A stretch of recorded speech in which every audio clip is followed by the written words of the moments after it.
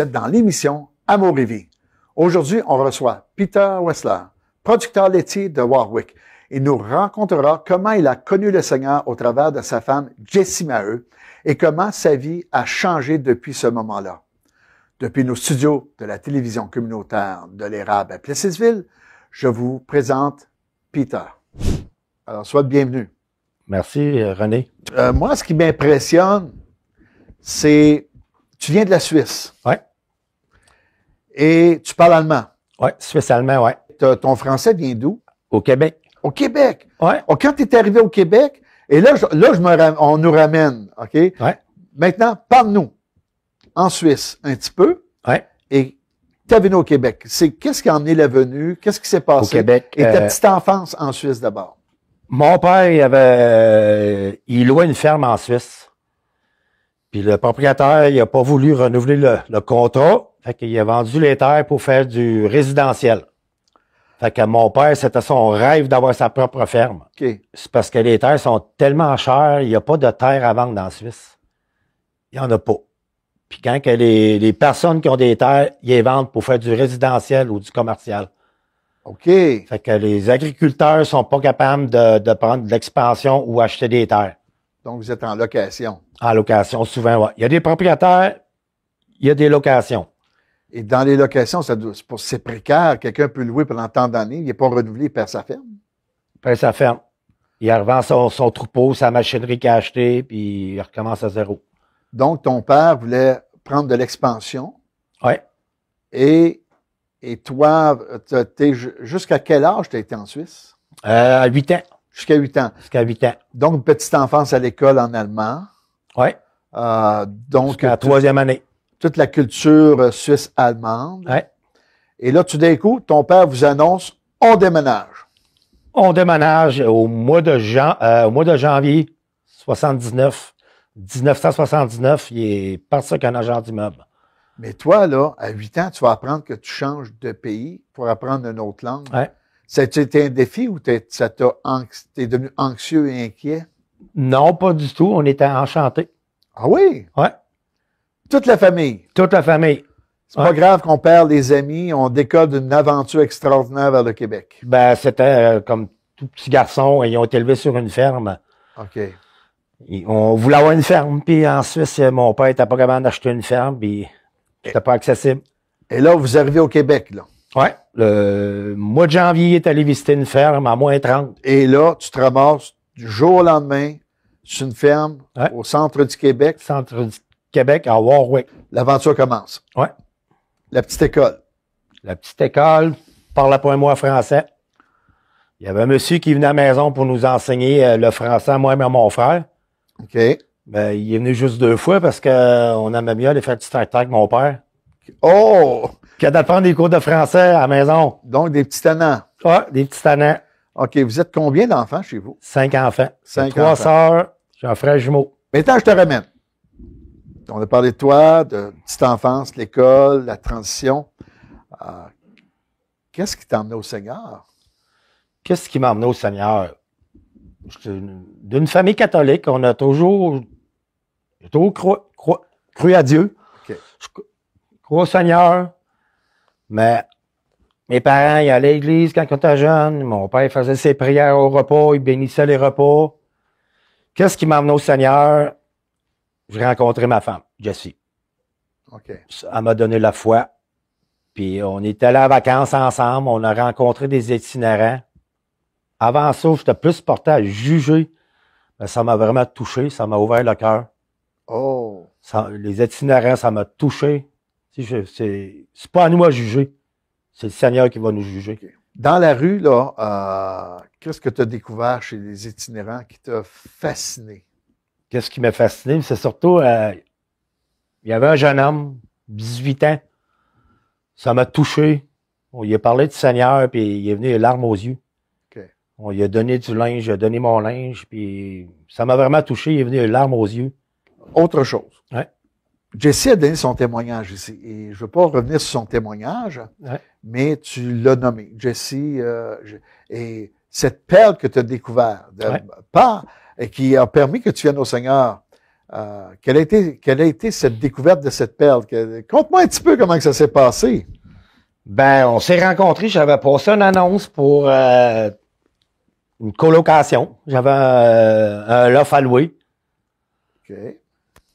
Puis Seigneur s'est arrangé que c'est elle qui vienne, puis elle ne sait pas pourquoi, qu'elle a répondu à l'annonce, puis moi, je ne sais pas pourquoi que j'ai passé l'annonce pour. On s'est rencontrés, bon, on s'est mariés. Hey! C'est la femme de ma vie, c'est la femme de mes rêves. Mais qu'est-ce qui a été le point qui a accroché, qui fait que tu as décidé d'inviter Jésus selon la définition qu'on a donnée? Il y a sûrement un moment précis que tu te rappelles, parce que c'était une étrangère qui venait habiter chez toi. Tout d'un coup, ben, tu connais le Seigneur et tu vas marier cette étrangère qui est maintenant ton épouse Jessie. Ouais. Ben, comme je vous disais tantôt, on est allé voir les itinérants, on est parti en vacances, on n'avait pas vraiment parlé de foi, de Jésus, rien. Ça a touché ma vie, puis le Seigneur, il a touché ma vie avec les itinérants, ça a changé ma vie. On s'est mis j'ai vu plein de miracles qu'elle a fait, des prières qu'elle a fait dans la rue, des prières, des guérisons dans la rue, que le Seigneur, il a touché le monde, il a guéri le monde, ça a vraiment transformé ma vie. Parce que la parole de Dieu nous dit ceci, ils imposeront les mains aux malades et seront guéris. Ils seront guéris. Dans le christianisme, on croit encore à la guérison au nom de Jésus. Ouais. Et dans l'étendue du christianisme aussi. J'aimerais t'emmener à ce chant qui dit « Je veux proclamer ». Donc, écoutons ce chant « Je veux proclamer » de Impact.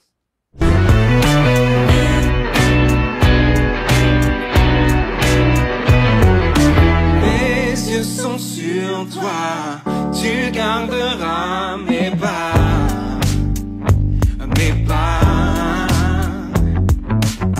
Rien ne te surprend, tu veilles sur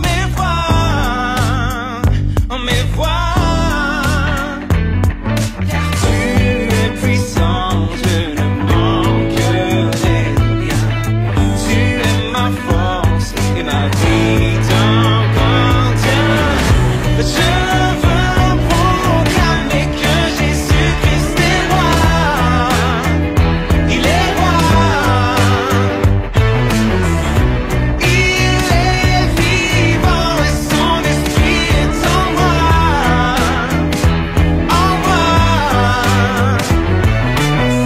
Pourquoi ce chant de Impact a fait un impact sur ta vie? Ben, moi, je te dis que, je dis maintenant que notre fierté va au Seigneur. Okay. C'est vraiment une tourne que la gloire revient au Seigneur. Sans Seigneur, c'est lui notre Seigneur et Sauveur. Toute gloire appartient à Jésus. Donc, tu n'as pas de difficulté dans tes dévotions, dans ta prière du Seigneur, je t'appartiens et la gloire t'appartient aussi. La gloire t'appartient. Le règne t'appartient, Seigneur. OK. Mais tu parles beaucoup de gloire. Explique-nous le sens du mot gloire dans ta vie depuis que tu connais le Seigneur. Ben, depuis que je suis au Seigneur, j'ai plein de miracles. Je pourrais vous compter l'an passé, le 4 de juin, les terres.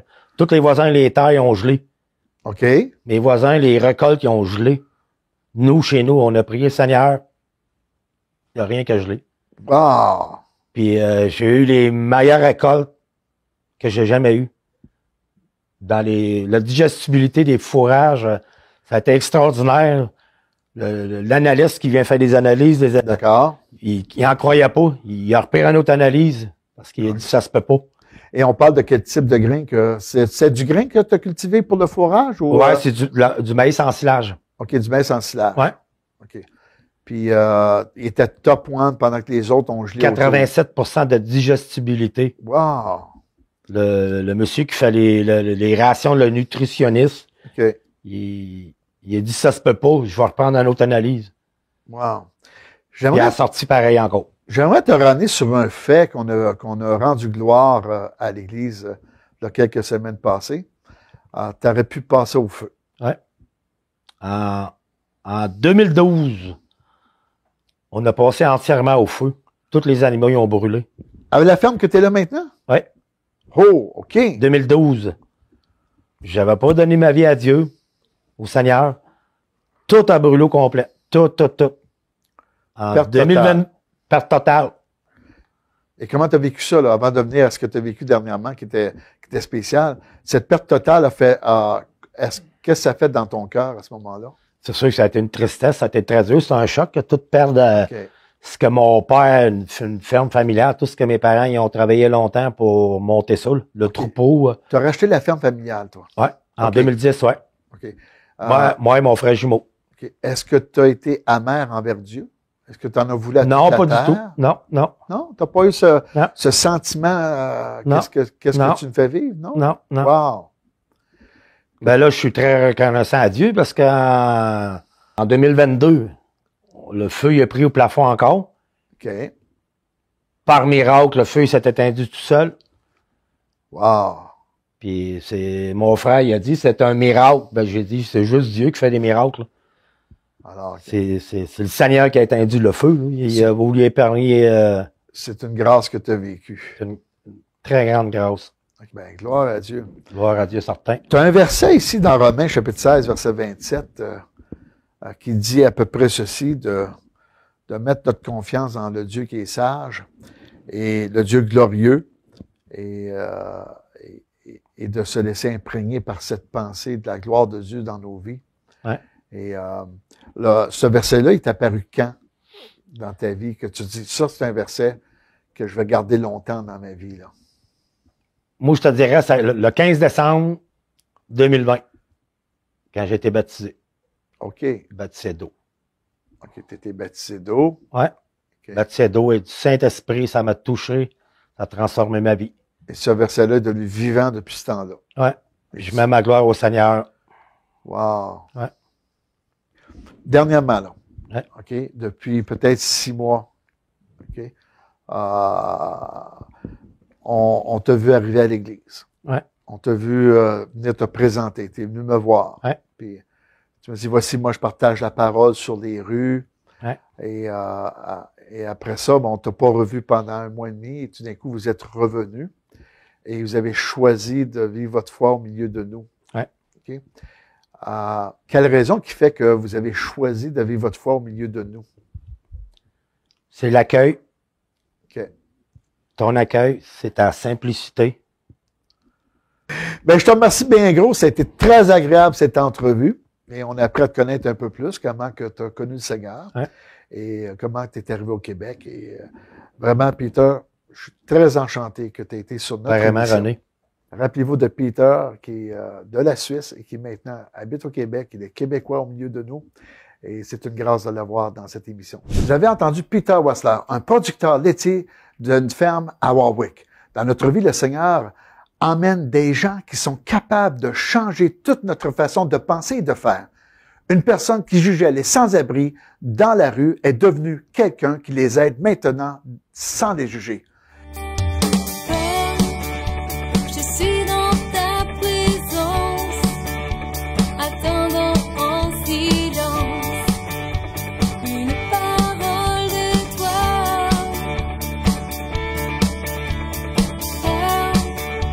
M'humiliant à genoux devant ta face, oh Dieu, cherchant ton plan pour moi. Je te loue en cet instant, grand Dieu de l'univers. On va accueillir Luc Guillon, une personne de foi qui nous racontera son parcours de vie. Un travailleur de la construction, habitué au travail dur et qui pensait que tout se gagnait par mérite. Il a découvert que le Seigneur nous pardonne et nous accepte sans mérite, mais par sa grâce. Ici, dans nos studios de la télévision communautaire de l'Érable à Plessisville, voici Luc. Alors, salut Luc, ça va bien? Ça va très bien, René. Je suis content de t'avoir comme invité à notre émission Amour et Vie. Merci. Juste rappeler que tu es le père de Jessie qui a passé à notre émission et le beau-père de Peter qui est le mari de Jessie. Oui. Alors, je vais faire un petit peu de pouce là-dessus. OK. Jessie, qui a connu Peter, qui est un Suisse, comme on a entendu, et toi, tu commences à découvrir que ta fille tombe en amour avec un Suisse de souche allemande et de Warwick. Quelle a été ta découverte par rapport à ça? J'ai pas vraiment émotionné là-dessus parce que je savais que ce gars-là, dans le fond, je le connaissais pas. Mais quand je l'ai connu, j'ai vu que tout de suite que cet homme-là, il était bon pour ma fille. Puis il était vraiment super en tout. Là. OK. C'est que ton cœur de père t'est consolé les premières fois que tu as rencontré Peter. Oui, puis un gars travaillant. Fait que, OK. Donc, ce qui me ramène à la question de ton enfance. mon enfance, j'ai eu une belle enfance. OK. Dans Belle quelle région? Windsor. OK. Par rapport à mes parents, c'était pas des parents qui buvaient. OK. C'était des modèles pour nous autres. OK.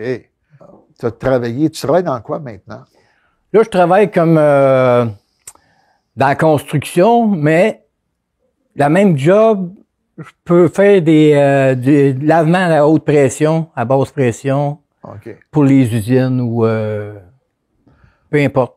OK. Donc, tu travailles pour une compagnie de lavage pour des industries quand Oui, ils ont, mais aussi, quand ils ont des shutdowns qu'on appelle, là. oui, ça, on fait ça. Mon palier, c'est pas un particulier, mais on va dire comme ma Kruger. OK. Ils ont des tuyaux à chercher, on les trouve avec ça. C'est la force de l'eau. Il n'y a plus de creusage à petite pelle. OK. C'est la force de l'eau, puis avec un vacuum qui aspire tout ça. Maintenant, ce qui m'intéresse, c'est... Tu es venu au Seigneur. Oui. Tu avais quel âge? J'avais 19 ans, je pense. 19 ans. Ouais. OK. Qu'est-ce qui fait que tu as, dans ta vie, un petit peu intrépide déjà à ce moment-là, qui est un travailleur, qui gagne un peu sa vie, et que d'un coup, tu te vires vers le Seigneur à l'âge de 19 ans, là? Ouais. Là, à partir de là, c'est qu'avant ça, je n'avais entendu en masse parler par ma famille. OK. Mon grand-père, mon oncle, ma tante, ça m'attirait pas. Mais eux étaient déjà dans l'Église évangélique ou dans l'Église protestante? Ouais, c'était déjà dans une église protestante, eux autres. OK. Puis là, ben, ça m'attirait pas. Toi, tu étais intéressé par ta petite vie. À ce moment-là, oui. OK. Mais vu que déjà, ça condamnait, ça m'intéressait pas. OK, déjà, toi, le sentiment de condamnation, c'est quelque chose qui te rebute. Oui. Et là, à 19 ans, tout d'un coup, le Seigneur veut parler à ton cœur. Comment ça s'est passé? Ben écoute, je sais pas s'il parlait vraiment à mon cœur dans ce temps-là. Je le sais pas. D'accord. Parce que c'est mon ami Serge qui reste il restait à la Valtrie, dans ces coins-là, lui tout. Puis, d'ailleurs, j'ai travaillé 17 ans de temps pour lui. D'accord. Lui, il m'avait parlé du Seigneur. J'ai pas eu de condamnation, rien. Fait que là, je me suis dit, ouais, je vais aller voir. Fait que je suis allé voir. T'as été voir, c'est-à-dire que tu as été dans une rencontre, Oui. un amphithéâtre, dans une église? Dans une église. Dans une église, OK, Ouais. du secteur. Où ce que lui allait, dans le coin de Berthier. Dans le coin de Berthierville. OK. Oui. Mais on va vous dire, franchement, là, je vous le dis vite fait, parce que ça a été vraiment comme ça pour moi. La parole, quand je la lisais, je comprenais absolument nada. OK. Puis j'ai même resté sur le passeur. OK. Quasiment un an. OK. Juste pour ramener ici pour nos auditeurs, la parole, ça veut dire la Bible. La Bible. Pour nos auditeurs. Oui. OK. OK. J'ai accepté le Seigneur.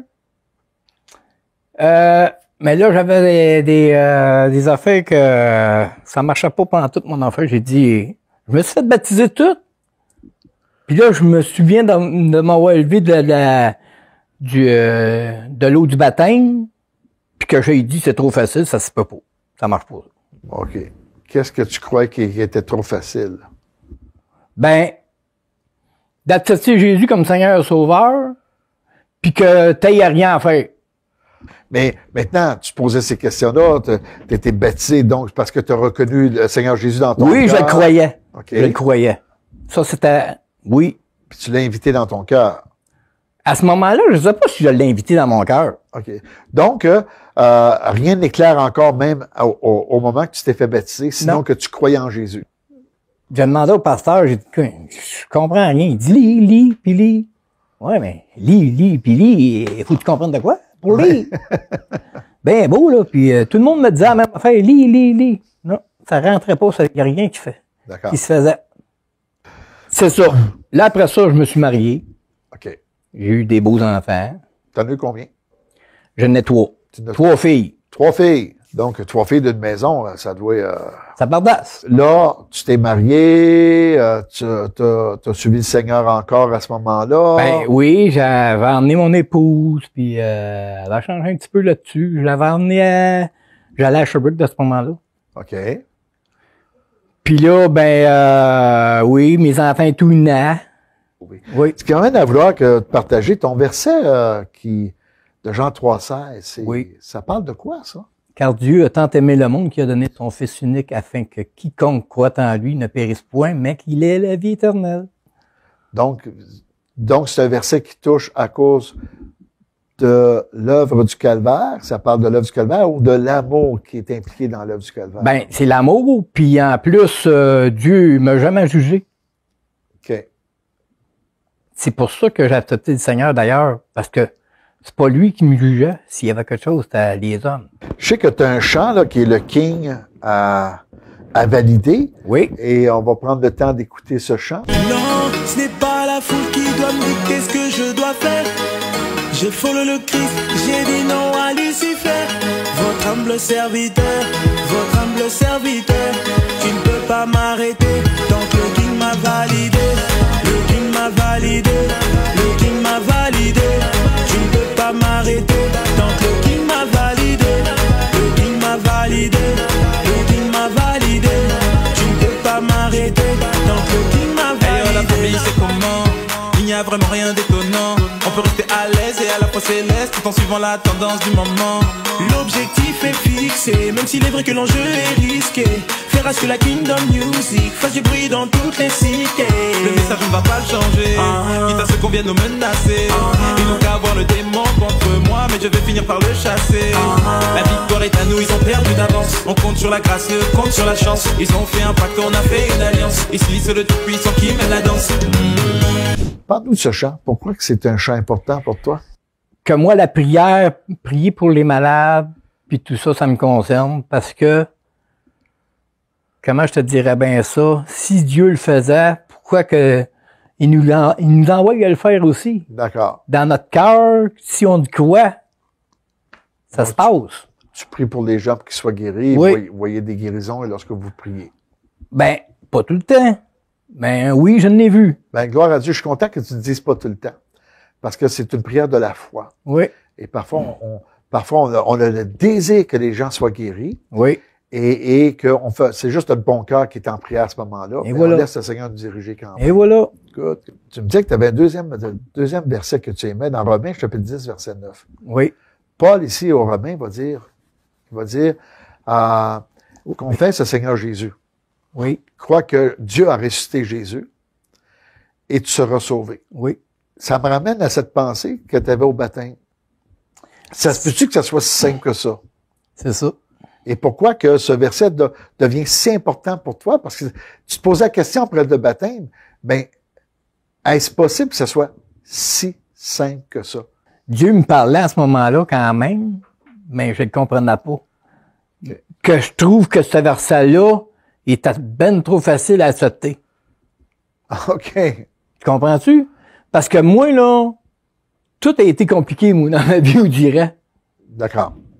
Sur le sens du travail, sur le sens de tout.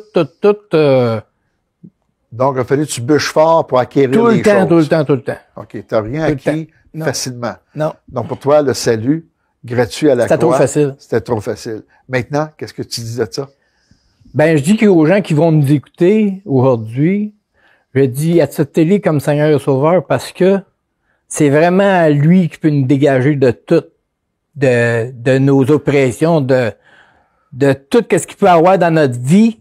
Il va nous en délivrer si on l'accepte comme Seigneur et Sauveur. Wow. Puis, et surtout, ça nous dit franchement que toi, t'as rien à faire.